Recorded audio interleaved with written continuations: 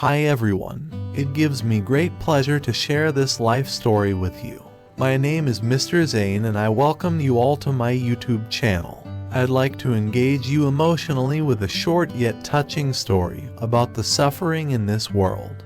The Buddha took a walk along the forest path, simply enjoying the beauty of the earth. At a crossroad, he saw a man in grief praying earnestly. The man recognized the Buddha and fell on his knees. He cried, "Lord Buddha, life is indeed bitter and painful. I was once a man with great wealth, living a life of ease and happiness. By trickery and deceit, those I trusted and loved took everything from me. I am now a wretched man, with no one to turn to.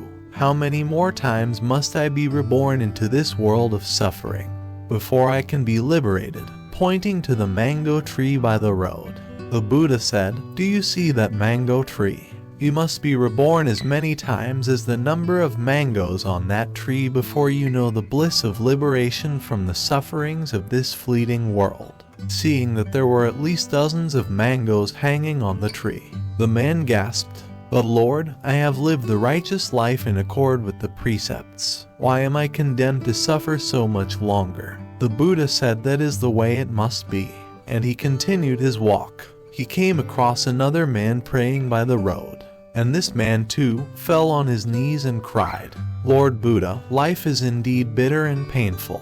I have lost all those I loved to the king of death. I am now forlorn and lonely. Life is full of anguish. How many more times must I be reborn into this world of suffering before I know the bliss of liberation?" The Buddha pointed to the field of wildflowers along the road and said, "Before you know the bliss of liberation from the sufferings of this fleeting world, you must be reborn as many times as the number of flowers in that field." Seeing so many hundreds of flowers in the field, the man cried, "But Lord, I have done many good deeds and have followed your teachings by heart. Why must I endure so much more suffering?"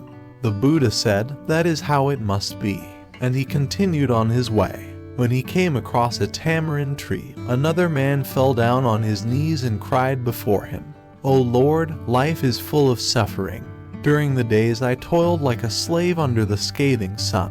At night I have nothing to sleep on, except a pile of grass on the cold damp earth. Life is nothing but hunger, thirst, and loneliness. How many more times must I be reborn into this world of suffering before I know the bliss of liberation?"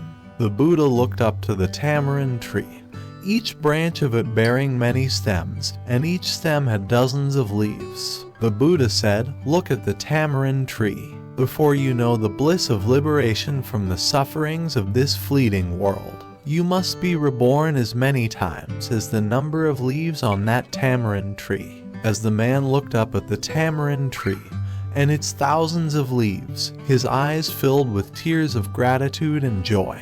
"How merciful," he said as he prostrated to the ground at the Buddha's feet. To this day, the tamarind seeds are the symbol of faithfulness. You see, in life, in your life, 1,000 lifetimes to some may seem like an eternity, but for some it shall pass like a blink of an eye. Do not dwell in pain, do not dwell in suffering, do not dwell in the hard times, because just as the sun goes up and goes down every day, so too will your suffering and your happy days exchange with each other every day.